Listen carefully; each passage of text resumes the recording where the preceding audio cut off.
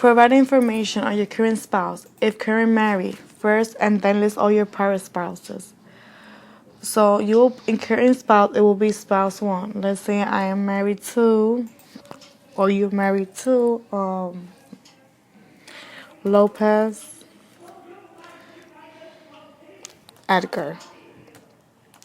So that's your current husband. Date of marry. We'll put the same date that I put in question 18.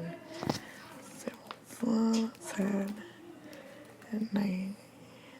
Sorry guys, 2018.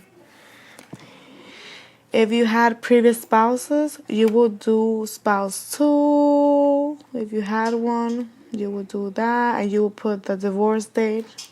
If you are, let's say I only have this spouse, so I will leave that blank. Information about your parents. So my parents, let's say,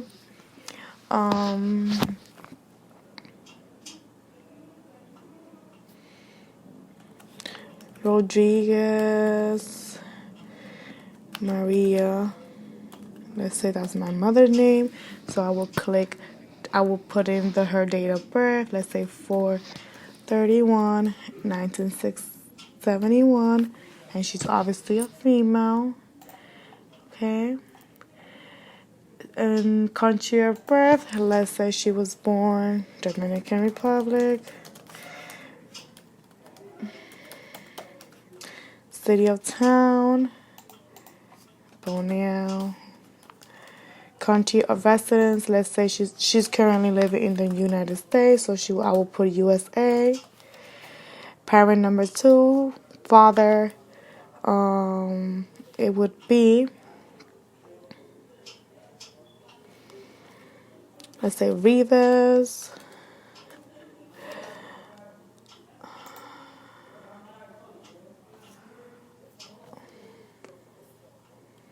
Miguel. Sorry. His date of birth, 10/14/1971. He's a male. Country of birth, Dominican Republic. Sorry. City or town, Santo Domingo. Okay. Let's say he's not living in the United States, so I will put he lives in Dominican Republic. So he's currently living in Dominican Republic. Additional information about you. I'm a U.S. citizen or lawful permanent resident. Let's say I'm a U.S. citizen, okay? If you're a U.S. citizen, complete item number 37. So if you were born in the United States, you will click the option. So I will click this option. It doesn't let me click it in, but I will click this option. If you see it doesn't let you click in, you will print out the form, do it with ink, with black ink. Naturalization will be, obviously, throughout U.S. citizen naturalized, or you're naturalized, they will give you a certificate. So that means naturalization. Parents, if your parents, let's say, they filed for you and you gain your citizenship throughout them, so you will click that option. 38. Have you obtained a certificate of naturalization or a certificate of citizenship? If you're naturalized, obviously you will click yes, and the certificate will have a certificate number, a place of issuance, a date of issuance, so you will fill that out. You just look at the certificate, it has it. If you're a permanent resident, you will have to fill out the class of admission, date of admission, place of admission, city or town, stay. Remember to scroll down with this one. You have to scroll down. Do you gain your lawful permanent resident status throughout a marriage, a U.S. citizen, or lawful permanent resident? Click yes or no. So let's say you got married, someone filed for you. He was a U.S. citizen or permanent resident. You came here through them, so you would click yes if you did. If no, No.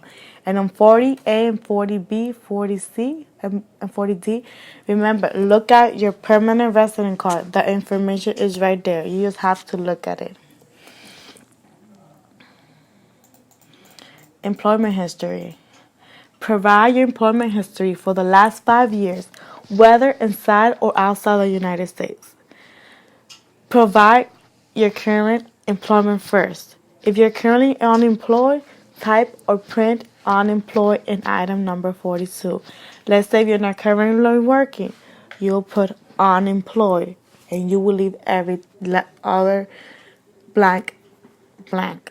So let's say I am currently working. Sears will be the company. The street number 121 Bronx Boulevard. Doesn't have apartment, suite, or floor. City, Bronx.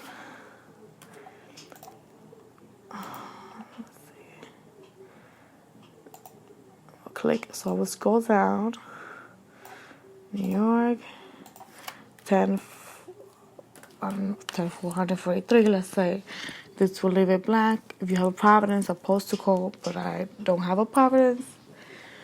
Country, USA. Occupation, customer service.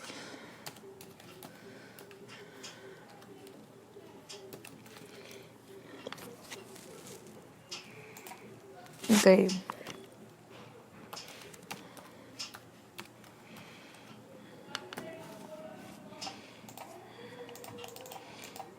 If you're currently working, you will put here currently, let's say, but it's not letting me fill it out. So I will put it in. I'm currently working here. If I have previous other jobs, I will have information here. But if I don't, this is only my job that I had before. The only job that I have, I would just leave this job.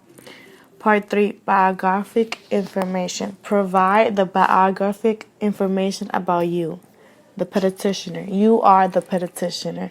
The person you're filing for is the beneficiary. Don't forget. So in question 1, asks you for the ethnicity. Let's say I'm Hispanic, so I will put Hispanic. Race, white. Height, let's put in 5'2". Pounds, 1. Let's say I weigh 140. My eyes are brown. My hair color is brown. So now we are in the part of your beneficiary. Remember, beneficiary is the person you're filing for. Be aware. Every person that you're filing for, you will do a separate I-130. So if he has or she an alien registration number, let's say a permanent resident card, he has an alien number, you'll fill that out. A USCIS I-line account, you will do that too, if any, okay? A U.S. Social Security, if any. Okay, so in beneficiary for name, this is your spouse. And I will put Lopez, Edgar. If he had name before, previously, he doesn't, so I will leave that blank. Okay, this I will leave it blank. The information about your beneficiary, so will be his where he was born, date of birth. Let's say he was born. Well, now, sorry guys.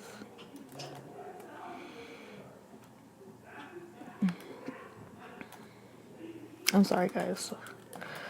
Okay. His date of birth. 5, 10, 1989. Yeah. He's male. Have you ever filed for this beneficiary? No, you have. If you don't, if you have is unknown. See, someone else filed for him before. You have to ask him. If you guys lie, they will find out. So try to make everything true. Don't lie. Okay? If you didn't, no. If you did, yes. If you're known, unknown. Okay? His physical address. Let's say his address is 212 Broad Avenue.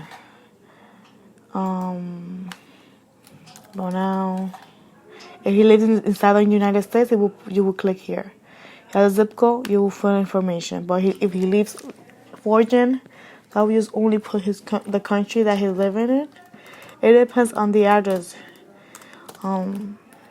Foreign country they don't have a providence, so you leave that blank. If he lived before on another address, he will put the information. But if he lived on his whole life, let's say, in this address, you put same. Okay.